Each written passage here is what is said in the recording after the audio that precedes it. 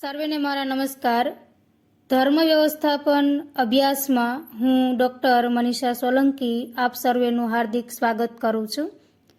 મિત્રો, ઘણા સમયથી એક ઈચ્છા હતી કે મહાભારતની 17 જેટલી ગીતાઓ ઉપર મેં જે સંશોધન કાર્ય કર્યું છે એમની અંદર રહેલ જે સમાજ ઉપયોગી વિચારો છે એ સમાજ સુધી પહોંચે, લોકો સુધી પહોંચે અને તેના જીવનમાં ઉપયોગી થાય. તો અત્યારે આપણે ધર્મ વ્યવસ્થાપનનો અભ્યાસ કરીએ. આગળના અભ્યાસમાં આપણે સામાજિક વ્યવસ્થાપનનો અભ્યાસ કર્યો કે રાષ્ટ્રને ચલાવવા માટે કે મનુષ્ય જીવન જીવવા માટે સામાજિક વ્યવસ્થાપન જરૂરી છે ને એ જ રીતે ધર્મ વ્યવસ્થાપન આવશ્યક છે. કારણ કે ધર્મ સૃષ્ટ સ્વયંભુવા, સર્વ પ્રાણીઓનું રક્ષણ ધર્મ દ્વારા જ થાય છે. માટે સ્વયં બ્રહ્માજીએ ધર્મનું સર્જન કર્યું. રાજા દ્વારા ધર્મનું રક્ષણ થવાથી પ્રજા સુખી થાય છે અને તેમના સુખથી દેવો પ્રસન્ન થાય છે. વામદેવ ગીતામાં વામદેવ વસુમના રાજાને રાજધર્મનું પાલન કરવા જણાવે છે.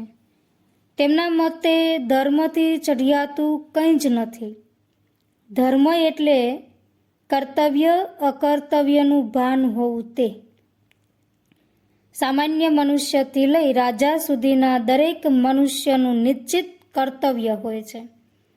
જ્યારે તે પોતાના કર્તવ્યનું પાલન નહીં કરે ત્યારે સમાજમાં અરાજકતા ફેલાય છે. આ અરાજકતા ન ફેલાય તે માટે દરેક રાજ્યમાં ધર્મ વ્યવસ્થા કરવામાં આવે છે. જેમાં પ્રથમ સ્થાને રાજાએ પોતાના કર્તવ્યનું યોગ્ય પાલન કરવું આવશ્યક છે. તો જ તે અન્ય પાસે કર્તવ્ય પાલનની અપેક્ષા રાખી શકે.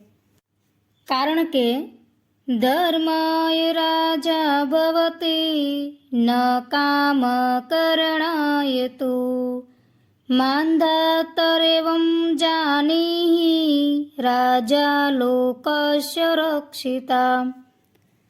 ભીષ્મ પિતામહે યુધિષ્ઠિરને રાજાનું કર્તવ્ય શું હોય તે સમજાવવા માટે ઉતથ્ય મુનિએ જે રાજા માંધાતાને ઉપદેશ આપ્યો હતો તે કહે છે. લોકનું રક્ષણ કરનારો રાજા ધર્મના રક્ષણ માટે જ જન્મે છે, વિષય ઉપભોગ માટે નહીં.